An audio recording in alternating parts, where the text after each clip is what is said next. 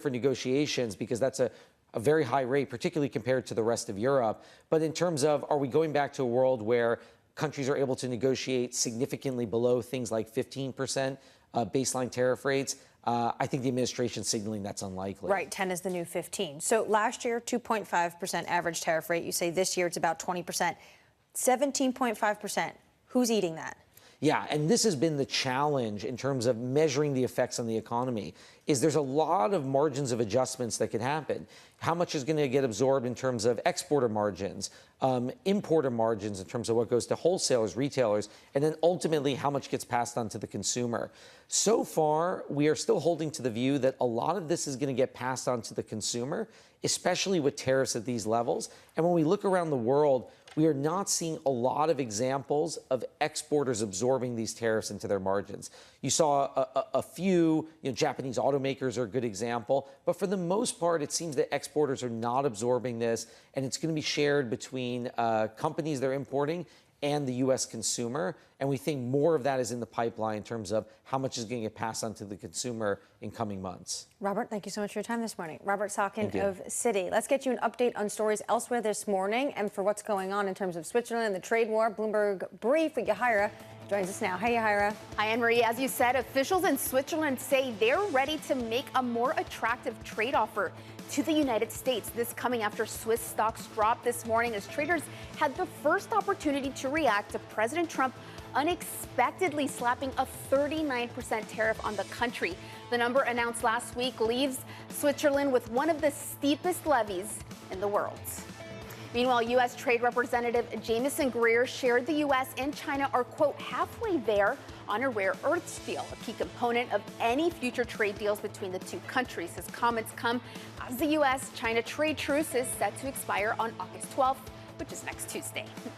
And Indian Prime Minister Modi struck a defiant tone after President Trump imposed a 25% tariff on his country, urging the nation to buy local goods. Modi also insisting the country would continue to buy Russian oil, with the government describing the India-Russia relationship as steady and time-tested. The White House has threatened more action if India continues to purchase that oil. That's your Bloomberg Brief, Anne-Marie.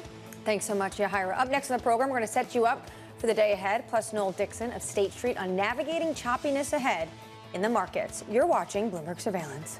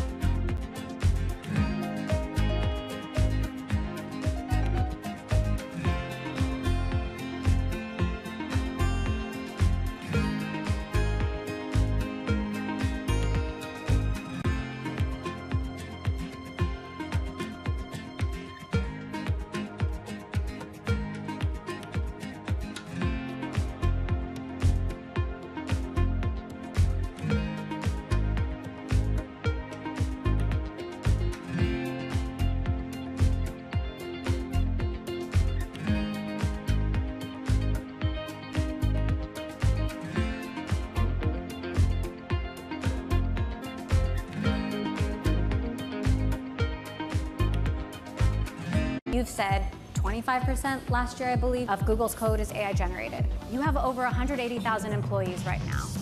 Is it half that in the future? I expect we will grow from our current engineering base even into next year, right? Because it allows us to do more, right? I think the opportunity space is also increasing. I just view this as making engineers dramatically more productive. Getting a lot of the mundane aspects out of what they do, allowing them to spend on higher value-added tasks. But that means it's an accelerator. People will be able to do more, which means maybe we'll create new products, and hence we will need more people. At least in the near term, to me, it looks like we will expand engineering velocity, and that doesn't mean we're constrained in what we will do. We'll end up doing more as a company as well. Listen carefully. Can you hear the rhythm in the markets? Not just in the syncopations triggered by inflation, but in the preludes leading to global elections, in the dissonance that moves the Nikkei, and the rising course conducted by AI. There's music in the markets, and if you want to learn to listen for it, we'll show you how. Good morning. This is Bloomberg Surveillance. Welcome back to the opening trade. Watch Bloomberg Tech. This is the Asia Trade. This is Wall Street Week. Welcome to Balance of Power. This is Bloomberg Television. It's a multi-trillion-dollar industry. We'll show you what's happening in ETFs like no one else. ETF IQ, only on Bloomberg.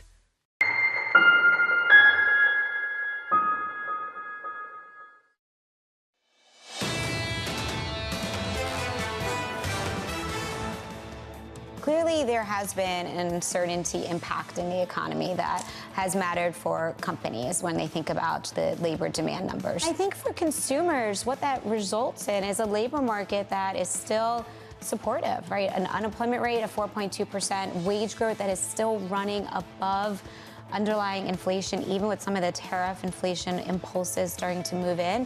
So consumers are managing this, I think, quite remarkably.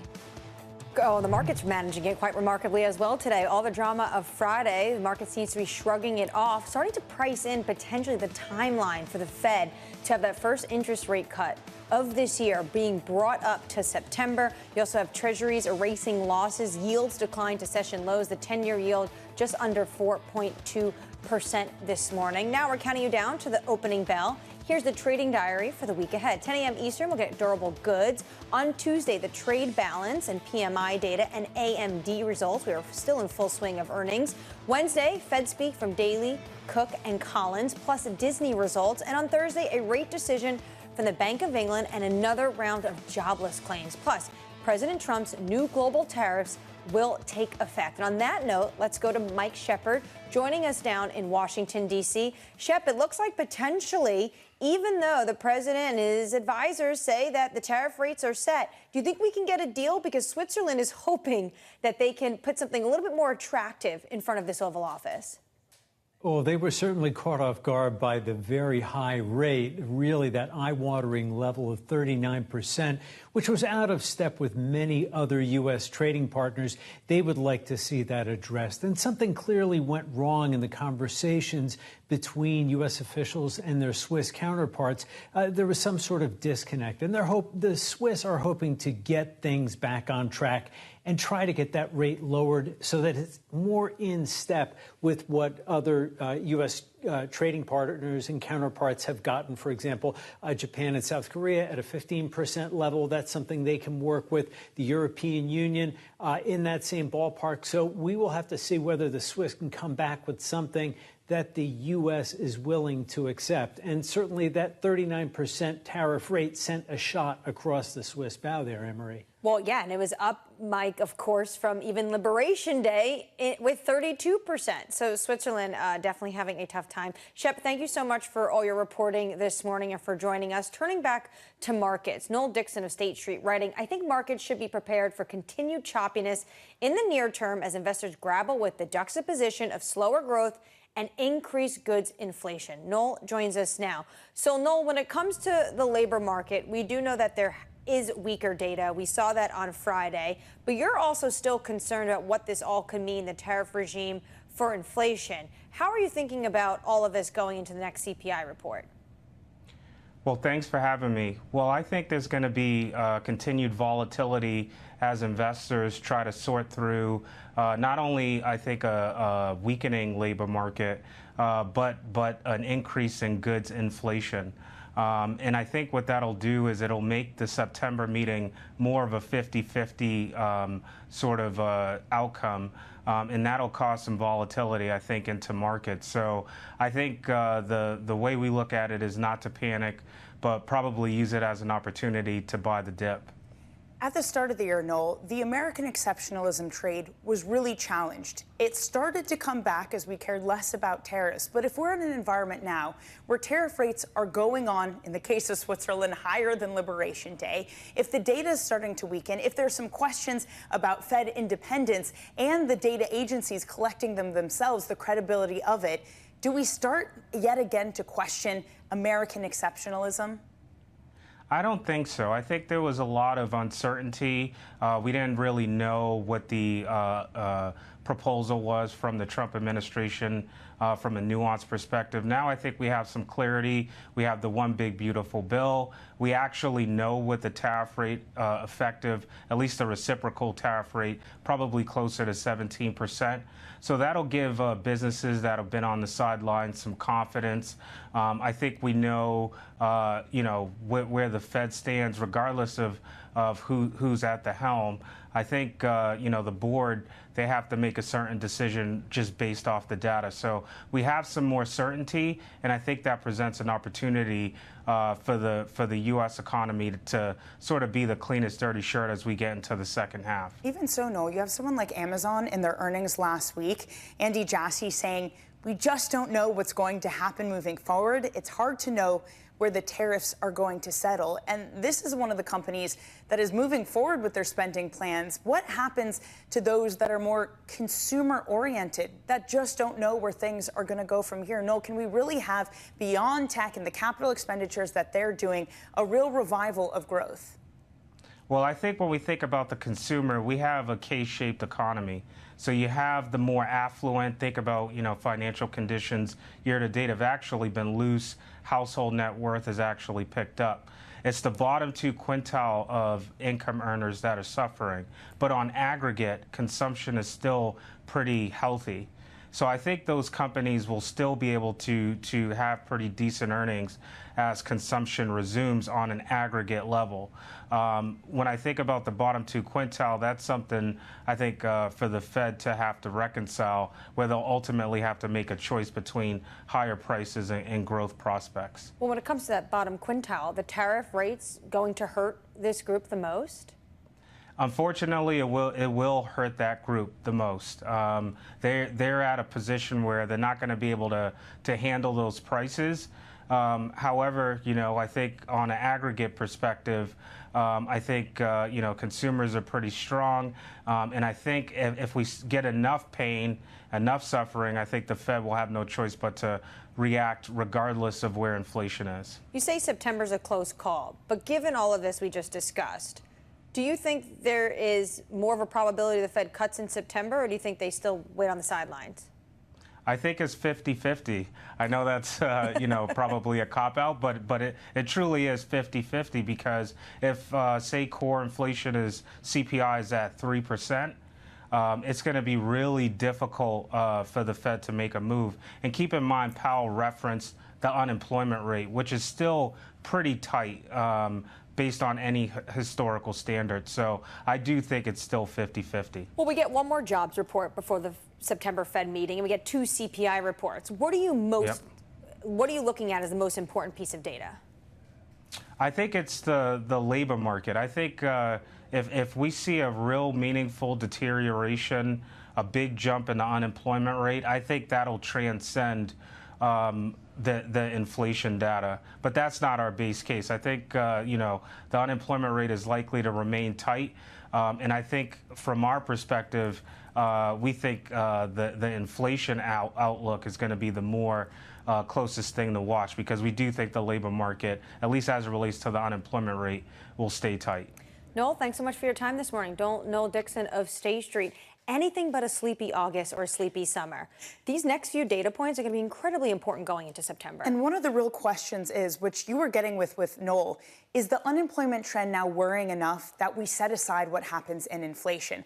Just based on the market action yesterday, where, as you say, 90% odds of a cut, a two-year yield which plunged 27%, the most in about 2 years, it would suggest that the market does believe that this is a Fed that's setting aside inflation for the labor market. But what happens if we get a hot CPI print? different? Does it just shift all the other way? What happens if you have a new BLS chief and you can't trust the data? A lot of unknowns. True, and potentially more deals coming down the pipe. Switzerland says they're ready to make a more attractive trade offer with the United States. Coming up tomorrow, Jack Caffrey of JP Morgan Asset Management, Rob Casey of Signum Global Advisors, Dana Peterson of the Conference Board, and Amanda Lynham of BlackRock. This was Bloomberg Surveillance. Thank you for watching with Danny Berger and myself. Lisa will join us. She's back tomorrow. It's the most fascinating time for the global economy in years, and our conversations are front and centre.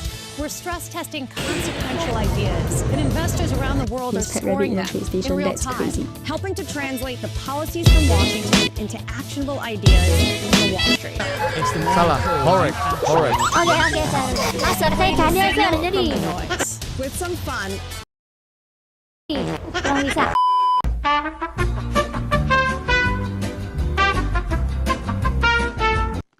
Begini Pak, saya harus jujur ke bapak-bapak sekalian. Waktu saya kecil, saya sempat diajak nonton teater sama orang tua saya. Dan di saat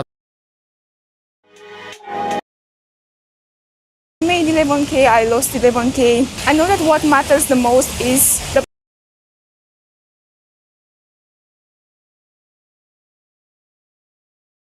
Halo guys, hari ini hari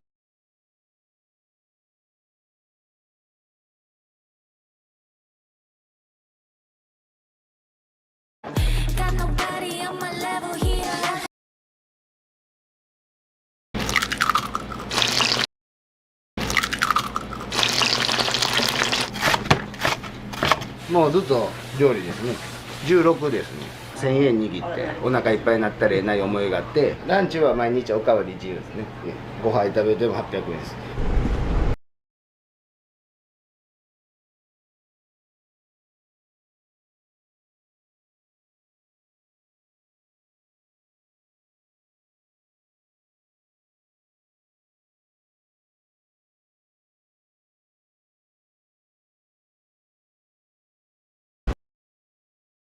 Hari ini bersama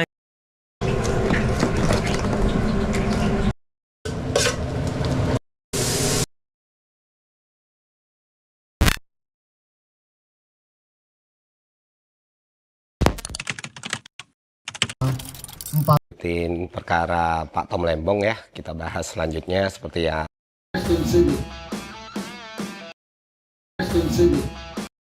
cleaner and refined.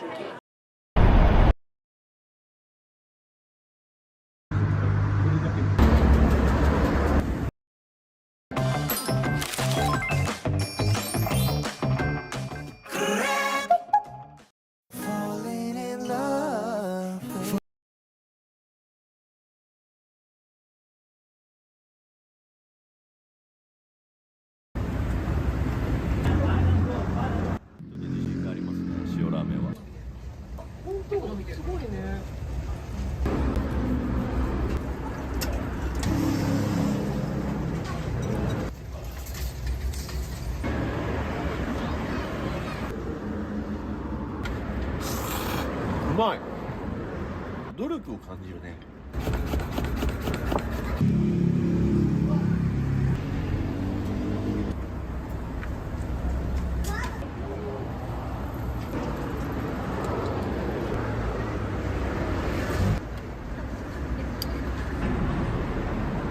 まあもっと愛される店を作ってどんどん盛り上げていけたらなと思うんですけど。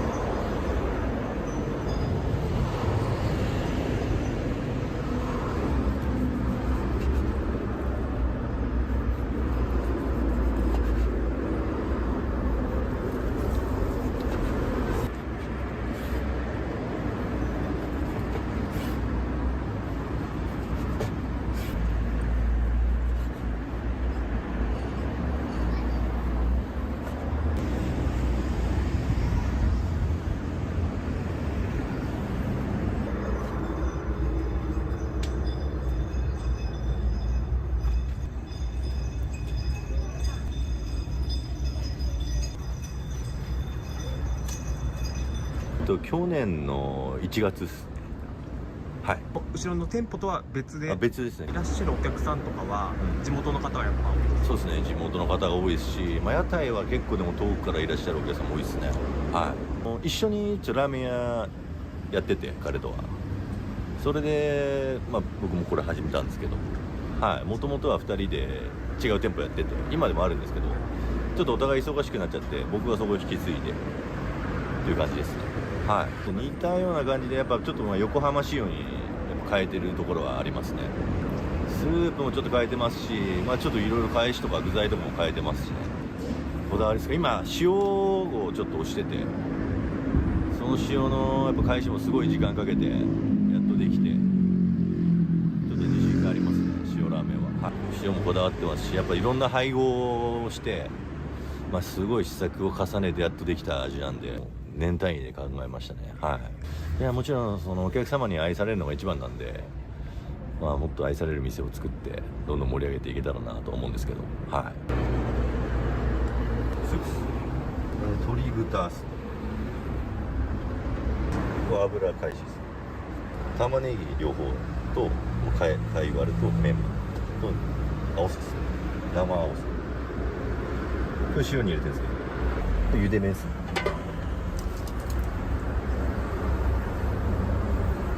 でもまだ30、40ぐらいですね。はい。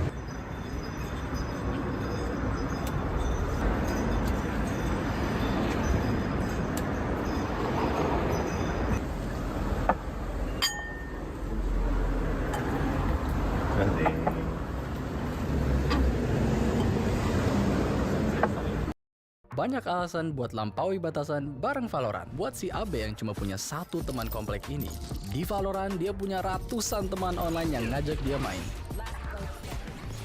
Terus, buat gamer yang harus LDR-an gini, mereka tetap bisa ngedate sambil keliling dunia di Valorant. Buat sahabat lama yang udah jarang ketemu karena sibuk ini, sekarang mereka bisa reuni lagi di Valorant. Are you ready to play?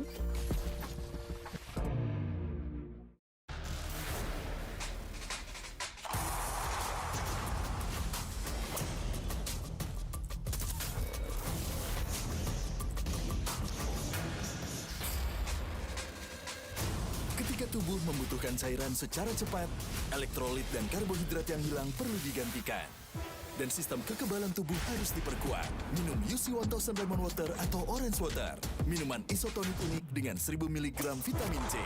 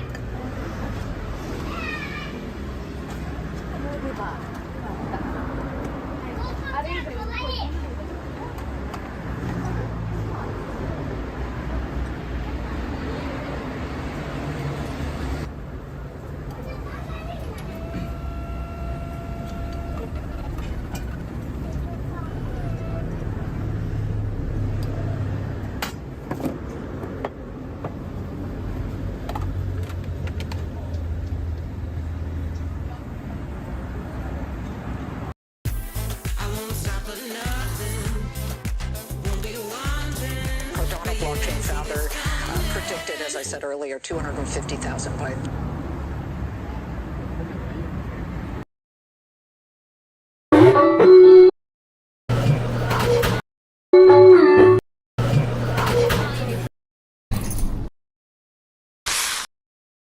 Apa kabar Indonesia, Pak? Kita sangat tidak baik dan berbahaya untuk orang yang waras tahu situasi. Kita tidak mau nyalakan siapapun. Kalau pemerintah lagi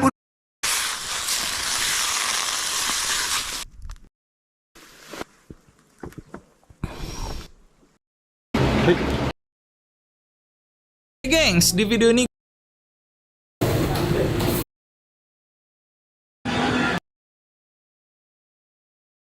apa kabar Indonesia, Pak? Along the way. This is Bloomberg Surveillance. To get you set up with the numbers, news, and knowledge you need for the day ahead. The demand is indeed recovering. They're We've running, been waiting for this moment. providing heat, running at Join about us 10 on kilo. Bloomberg The Asia Trade. Weekdays only on Bloomberg TV. Context changes everything. As Bloomberg's global financial correspondent, I get to meet the people shaping the way money flows around the world. And I want to bring you with me. Now we're playing. Yep, now we're playing.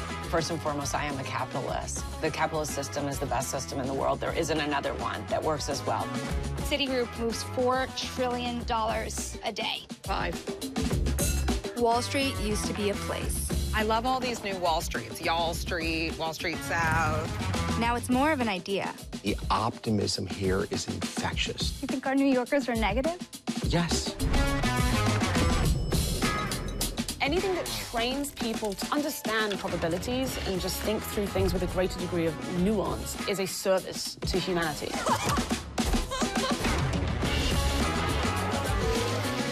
I hope you survived the day. I did. It was a busy day.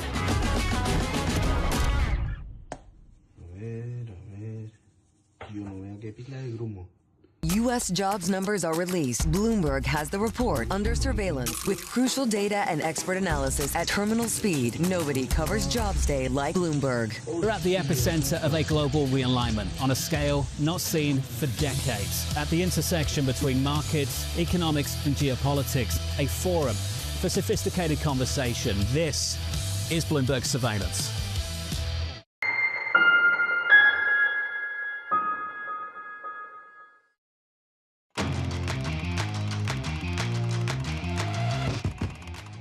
Warren Buffett's Berkshire Hathaway saw its operating profit dip about 4% as it took a $3.8 billion impairment on its Kraft Heinz stake. CFRA analyst Kathy Seifert says the results temper her firm's enthusiasm for the company. Kathy joins us now. She has a hold recommendation on the stock. Kathy, was this entirely unexpected here, and how serious is it? Well, I mean, I think there were a couple of factors in these results that were less than stellar. And the Kraft Heinz impairment was not that big of a surprise. I mean, we've seen that there's been some activist action at Kraft. Berkshire's representatives resigned from the board in mid-May. So the write-down was not that much of a surprise, given that they changed the way that they're accounting for the stock. I'd also point out that they account for their Oxy investment on an equity basis and are currently carrying their Oxy position about $5 billion above market value. So, I mean, I think that's something to watch as well. I think there were a number of things in the earnings that were a little tepid, in my view. Well, let's talk about that. I know that you have a hold rating on the shares. It seems like when you think about this weekend and what we learned there, it doesn't seem like there's a lot of pressure on you to bump up that rating. I downgraded my recommendation late last year when top line growth was slowing. And, you know, one of the things that sort of made Berkshire stand out from a lot of its peers was their ability to generate pretty healthy organic revenue growth. Well, that seems to be coming to a halt, and revenues actually, operating revenues actually declined this quarter. Insurance results were very mixed. And, you know, I've also talked about how last year the insurance industry had a pretty significant tailwind. And this year, results outperformance is really going to be company by company specific. Geico's results were okay. They grew top line a little over 5%. Loss costs were contained. That's kind of similar to what we've seen from some of the other peers like Allstate and Progressive, although both Allstate and Progressive are growing their top line faster and underwriting more profitably, so there's that. Berkshire's commercial lines businesses were pretty weak, top line deteriorated. There's some adverse claim trends. So I think the insurance results were pretty mixed. Ironically, the one bright spot was at BNSF. They got some increased operating efficiencies, lower fuel costs certainly helped.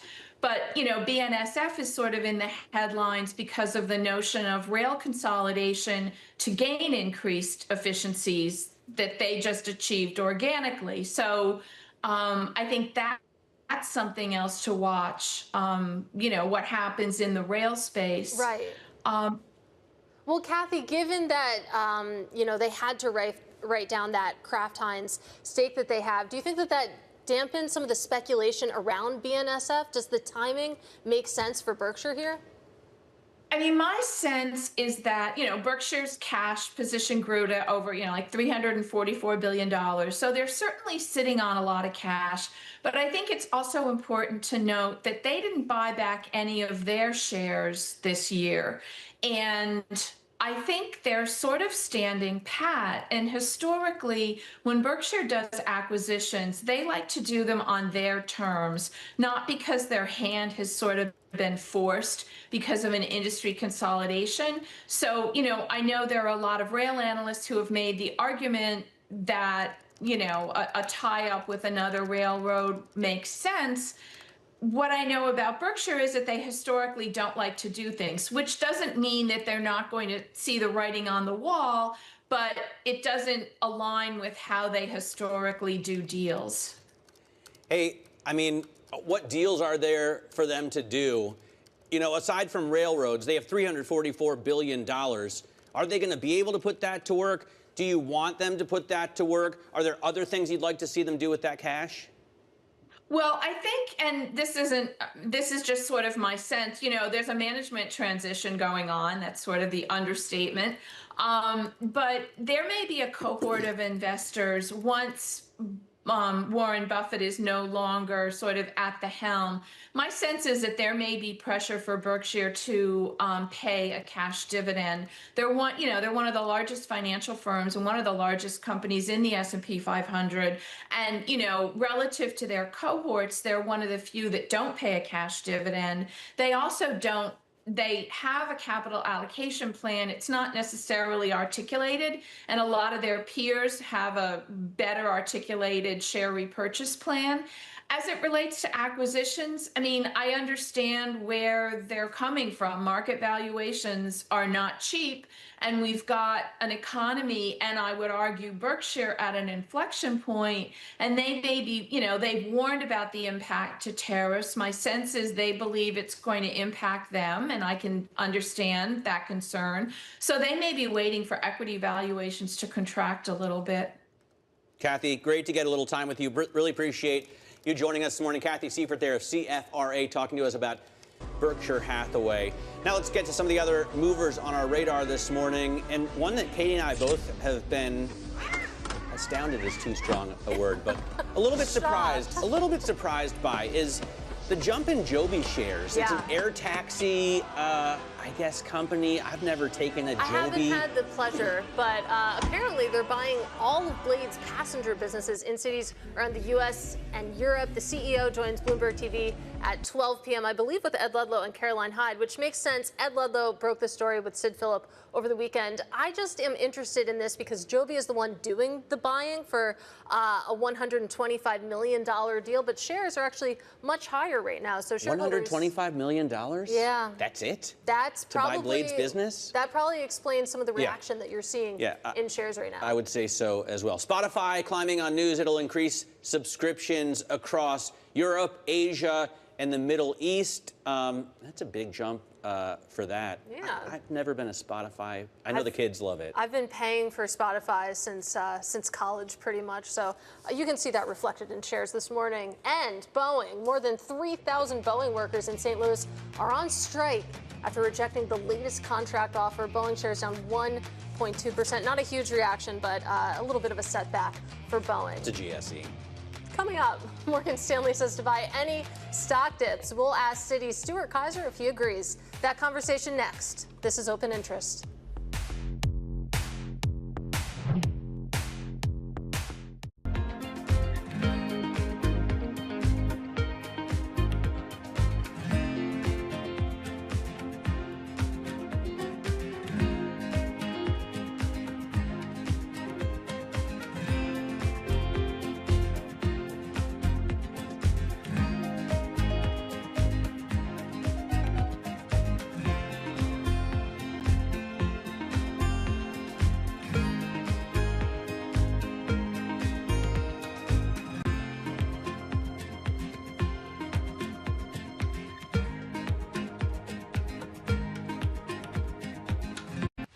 Tune in to Bloomberg Business Week Daily. We got to talk crypto. From the magazine that helps global leaders stay ahead. What's the conversation around your company? Bringing you insight on the people, companies, and trends shaping today's complex economy. Planning very big things. A new level of premium. Plus global business, finance, and tech news as it happens. The floodgates of innovation are going to open up. You can't fake passion. You either are or you aren't. Bloomberg Business Week Daily, only on Bloomberg.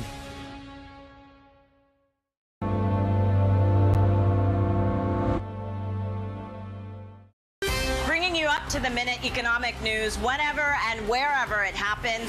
I'm Jennifer Zabasanja in Luanda, Angola, and this is Bloomberg. From the world of politics to the world of business, Joe Matthew and Kaylee Lines deliver news, insight, and analysis live 2 times a day, every trading day. Balance of Power at 1 and 5 Eastern, only on Bloomberg. Good morning, this is Bloomberg Daybreak Europe. I'm Tom McKenzie in London. These are the stories that set your agenda. Taking you from the U.S. market's close to the overnight session in Asia, we'll walk you through what you need to know to kickstart Europe's trading day. Live from our European headquarters, we bring you the day's top market-moving stories, unmatched expert analysis, and on-the-ground reporting from across the continent. Tune in to Daybreak Europe, only on Bloomberg Television. Context changes everything. Middle East and Africa. Vibrant resources and high-yield investment opportunities abound. Join me on Horizons Middle East and Africa for the stories, newsmakers, and insight from this exciting region. Now weekdays, only on Bloomberg.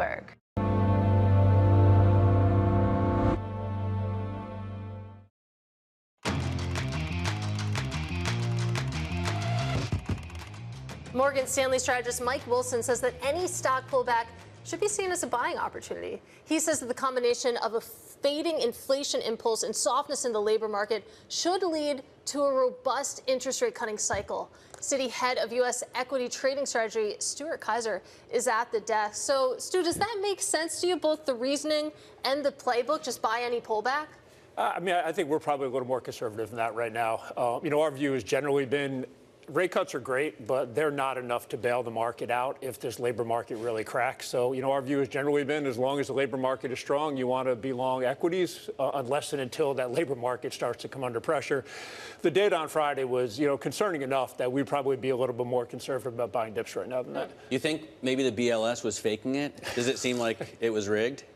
I would say probably it was not rigged, but all of this data is estimated based on statistics. So I guess, different people might have different views on that. But no, I don't think the data was rigged. I think, you're at a period of time when there's a lot of uncertainty for corporate America, and they're probably being a little more conservative. I think not hiring is different than firing, right? So I think what would really get the market into a troubling spot is if you saw layoffs increase in a material way. All right, Stuart, we're going to keep you with us here because the opening bell is next, and we're looking at a pretty decent rebound, not making up everything that we lost, right, that's on Friday. the thing. I mean, you can't really complain about 0.5% higher, so 0.6% higher, but we were down 2% on the S&P 500 on Friday alone, so trying to crawl out of that hole. We'll bring you through all the opening bell action up next. This is Bloomberg.